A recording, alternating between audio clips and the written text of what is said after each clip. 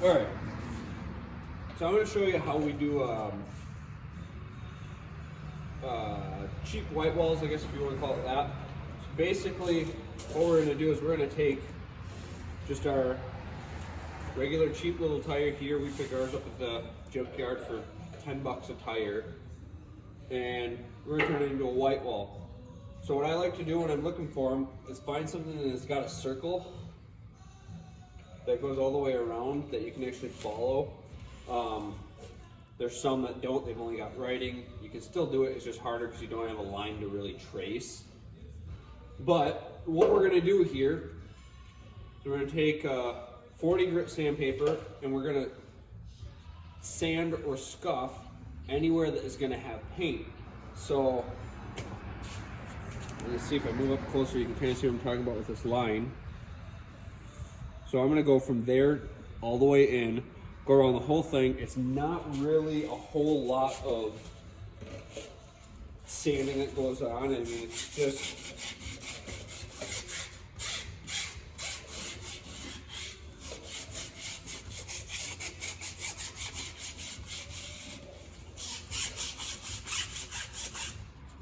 with it being raised lettering, as you go around, you'll see spots that don't get hit because of that. You know, just kind of fold your sandpaper, whatever you got to do. You don't have to go crazy with it. It's not like when you're painting a car or anything like that. It's just to give it, you know, something for the paint to bite too.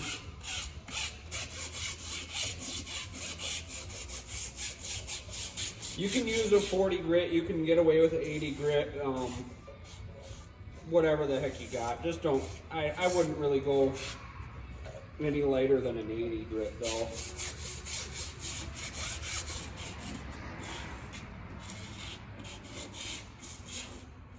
See, in here I'm not getting any of that, so I'm just gonna kind of angle my sandpaper a little different just so I can get some scuffing going on in there. And that's really all that you need for the scuffing. You can kind of see, you can just see that it's all scratched now. So from there, what I'm going to do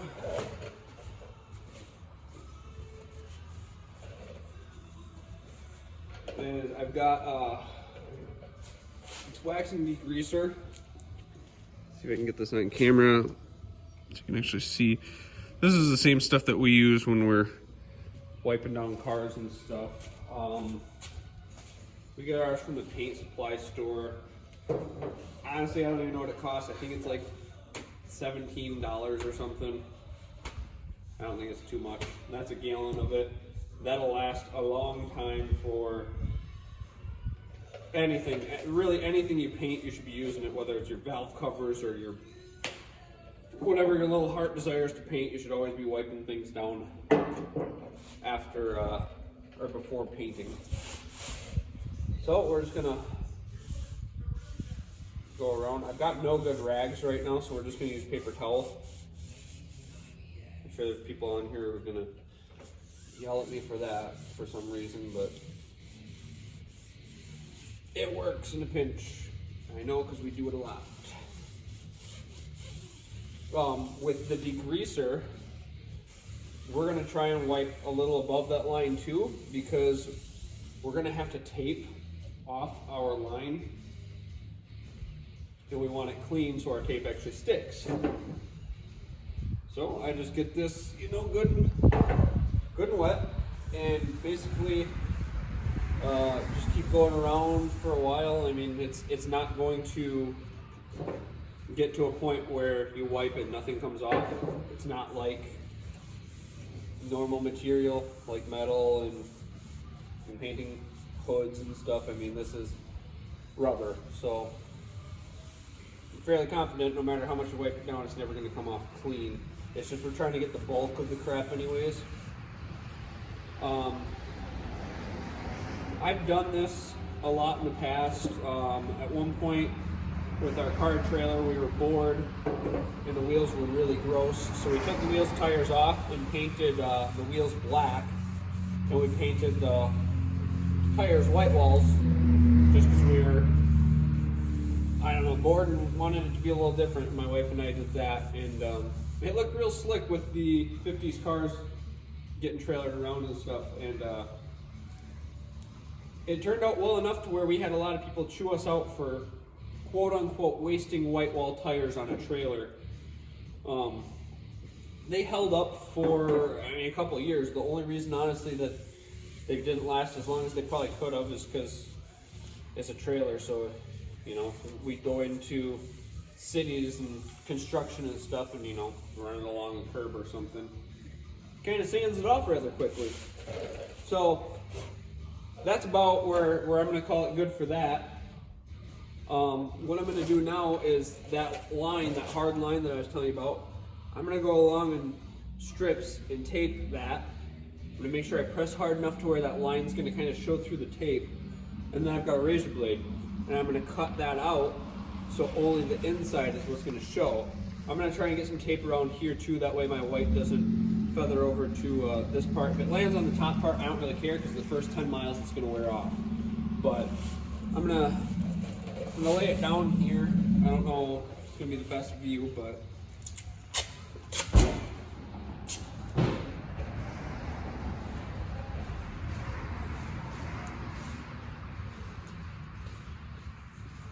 so with this, I just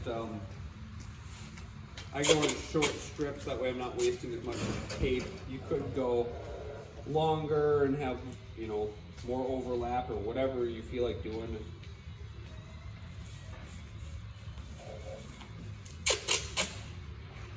Usually I have gloves on too, rubber gloves, just to kind of keep the dirtiness of your fingers, you know, I guess from getting back on where you've been waxing degreasing. But I started the video before getting those over, so here we are.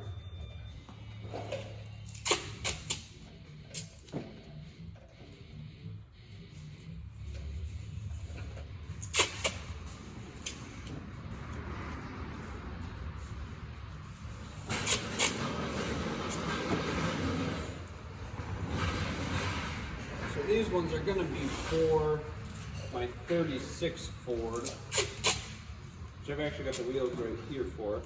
I got the wheels online, pretty cheap, painted them John Deere Blitz Black, which is a single stage implement paint, so it's good and hardy. It's a satin black, kind of comparable to like the Harley Davidson denim black. It has a really nice color, I think. It's very, very, very inexpensive. We bought a gallon of it. I think it was $36. And a gallon will shoot 2 cars with 3 coats. And what's nice about it is it's actually paint and not primer, like a lot of people do. And then when they do the primer, it ends up fading out. It looks gray. It looks like crap. The Blitz Black keeps that good black color, so we like that stuff. I like it for the wheels because the car is going to be 2020 GM color, Kinetic Blue. It's a pearl blue. It'll be very, you know, high gloss, blah, blah, blah. So having a Blitz Black satin wheel, I think will look really nice.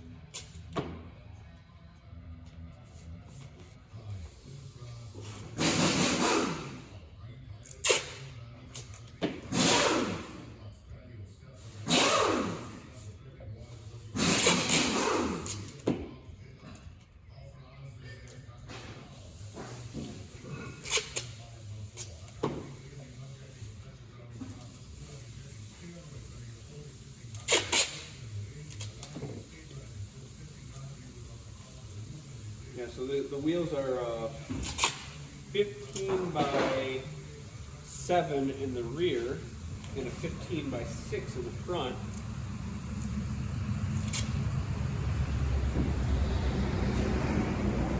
But the rear ones have a lot more offset, which is good. good because on that car right now they've got some ugly spacers, and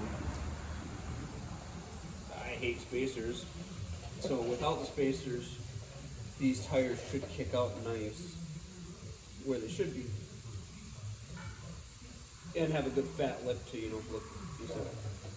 So what I've done in the past, I'm just pressing it down so I can get that line to show throughout all the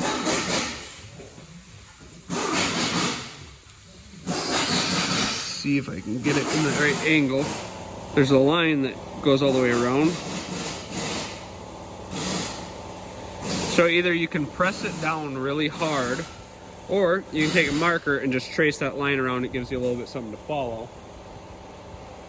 Since we're on camera, I will try and trace the line, so hopefully you can see it better.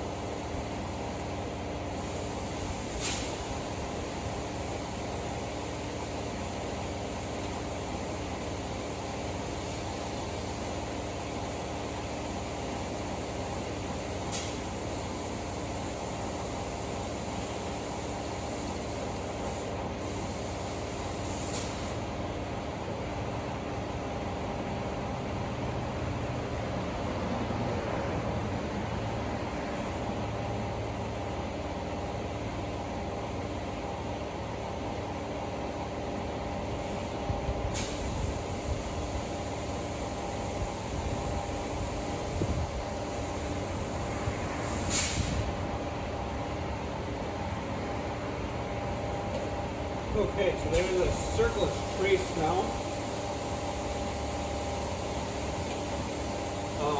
Another thing I try to watch out for when I'm buying the tires, in addition to it having a circle, is watching where it's at. Because I one time bought a set of tires that had a circle, and I followed it and everything. And once I was done, I realized the circle was like here. So it's basically almost an entire white sidewall, and it looked really bad. And I don't like a narrow sidewall, I like wide whites. So it's kind of hard to find that happy medium sometimes, but try to keep an eye out for it. So now I'm just going to take my razor blade and cut along that. You're only cutting through tape, so if you got a new blade, basically no pressure, and it'll cut through. So I'm just going to mark the starting point. So I know once I've gone all the way around.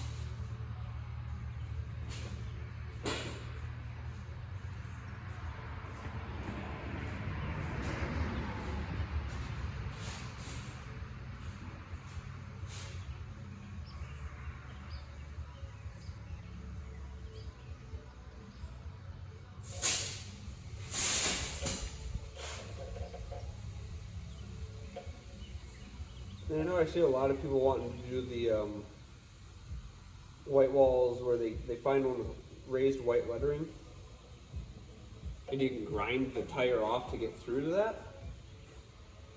But I haven't tried that. What I like about that is you're going to have actual rubber as opposed to paint, but that way it looks like an absolute mess.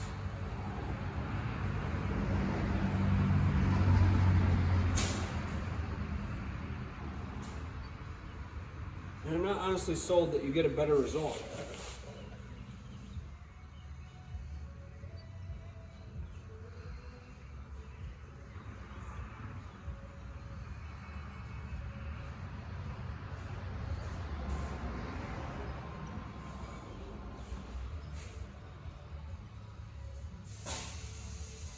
Okay. So now I've cut all the way around. We're just going to peel this off.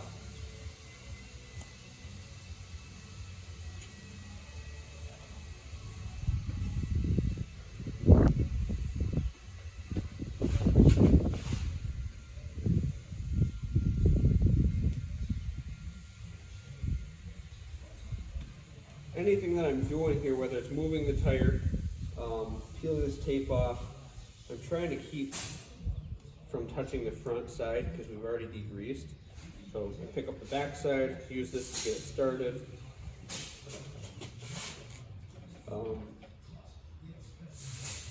Obviously it's a tire, so I mean it's oily, but the less oils from my hand, the better. Any of the overlap areas like that, you know, from tape to tape, make sure that you cut through both of them.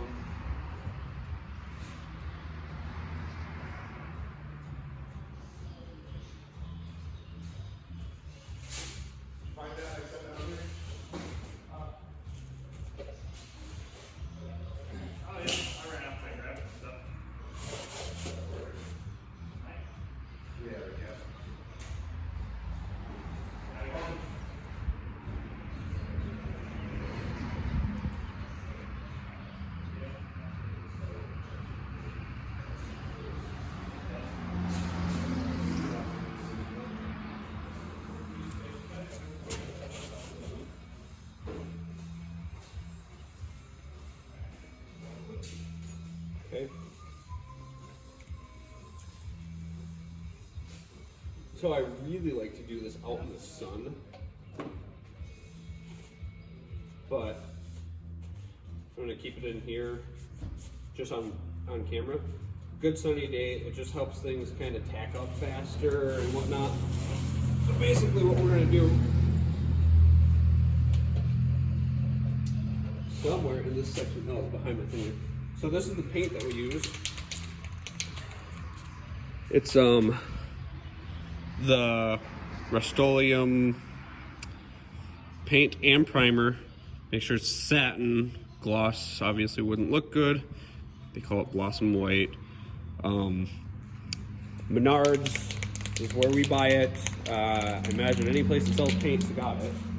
There's nothing special at all. I think it's like $2.67 a can or some garbage like that. It's cheap. We'll put our first coat on. It's kind of more like a dusting or a tack coat, where basically we're just kind of barely get any color on there, and then we'll kind of continue to do light coats. And once we get a good solid white, we'll basically give it one more after that. I haven't really noticed a coat amount that you need or should have, or, you know, I imagine, I guess, the more you do, the more it's going to last kind of situation. But like I said, we had over 2 years on one set, and we didn't have any issues. The only thing I have noticed with all of this is if you have new tires, they've got a lot more oils in them than ones that have been sitting out. So tires that have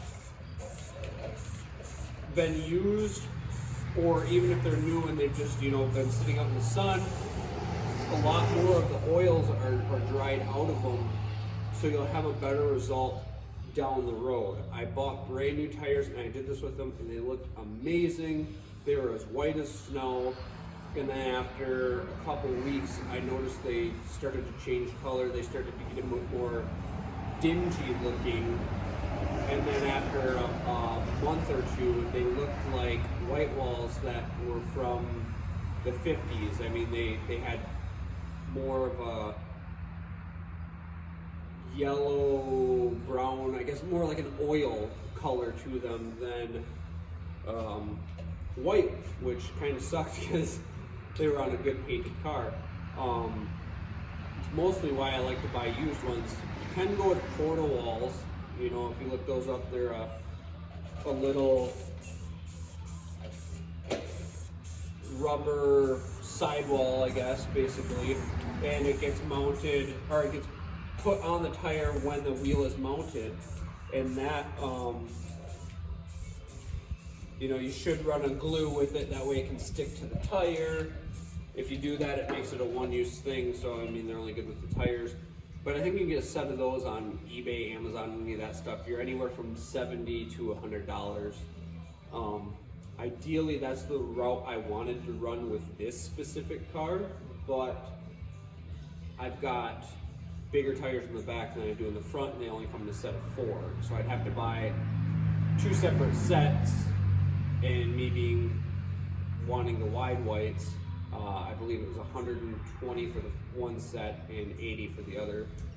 And I didn't really want to spend $200 on tires, or sorry, on Porta-Walls, rather than just taking a day doing this, kind of showing you guys how we do it, especially since they're used tires, and hoping they've been out in the sun long enough to kind of burn off most of that oil that ends up changing the colors. If this doesn't work, then, and they change colors down the road, then I guess I will just end up ordering some brand new tires and we'll run Porta-Walls on it. But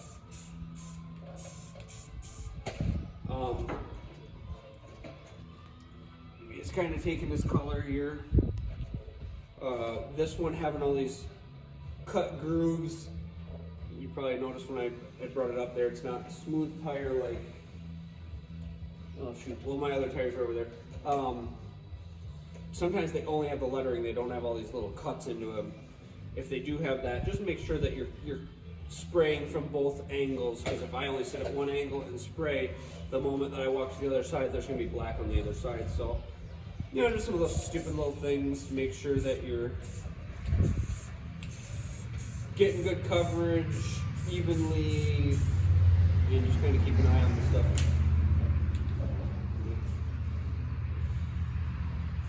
Can spray another finger, obviously.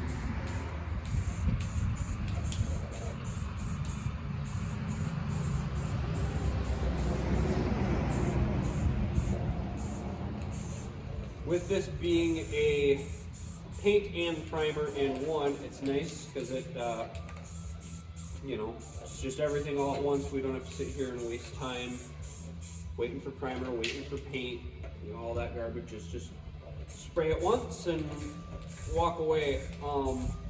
I have never tried clear coating them.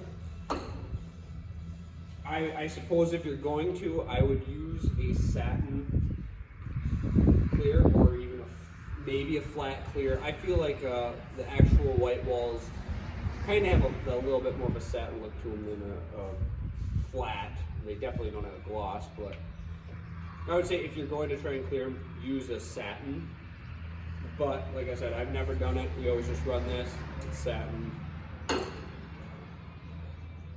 We're trying to do this real time, otherwise, you know, we do some cut scenes, but I'd like for everyone to be able to just see the start to finish, no cuts, no, you know, oh, did they do this while they were at a cut scene garbage. It's real time so you can see. If you want, you can fast forward, but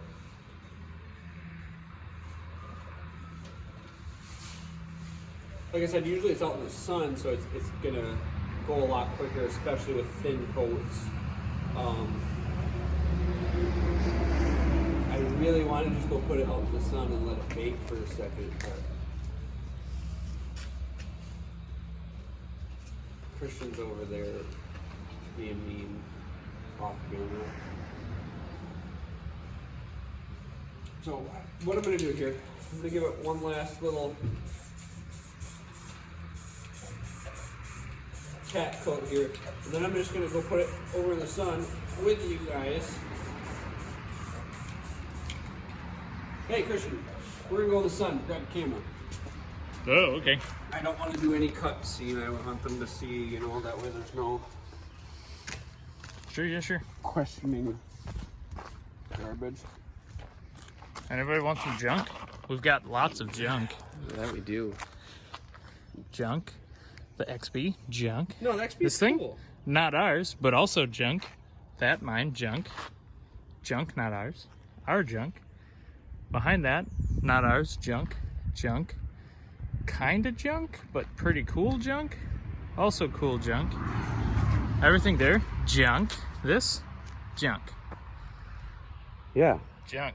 I'm not junk. You're junk. You're junk. Alright, cool. Well, Hi, anyway. I'm trash. Yeah, hi, I'm trash.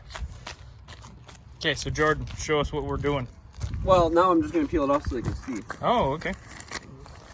Like I said, I want to do it in all one shot. So another thing I've seen online, if you don't have a perfect circle, you get a spot that bleeds through, anything like that, is people just take a permanent marker and draw over their mistakes. So, with Boom. the lettering, it might look a little bit funny, but if, Yeah, white wall stuff. Boy. let me see if I set it up, Christian, you can get further away so you can just see. Well, here, put it up against this F1 crappy. Boom, just like that. See, I mean, they Isn't look that like cool? white walls. A big thing I really feel when you do this is what tires you have. So kind of watch that and try to see if any of these can show. I don't like that much letter and embossing and that kind of crap, so that kind of But they were cheap tires. a little bit disappointing, but yeah, like Christian just said. See if you see this one, this whole inside one, it's got that nice circle that you can follow, and there's no writing on it. So that would be kind of nice to have, or you can go all the way out to the other one, but then you got a lot of writing. But that's what I was trying to explain. Like, I look for those ones that have a circle. Something like this, there's not a circle that goes around. So if you're gonna do something like this, you're gonna have to put all the tape on there, figure out a way to have a perfect circle all the way around it, and then cut it in hopes that your circle was a circle and not, you know, Zorro going down the sides. But I think that basically will summarize how we do this. I'll mount them up on a wheel and kind of show you what they'll look like after they're mounted. Gotta clean the wheels too. We'll kind of No, put them on my 38. probably because Christian wants to see if they fit. Yeah, I really do, because I would really like to have these wheels on my 38. So there it is. Sweet.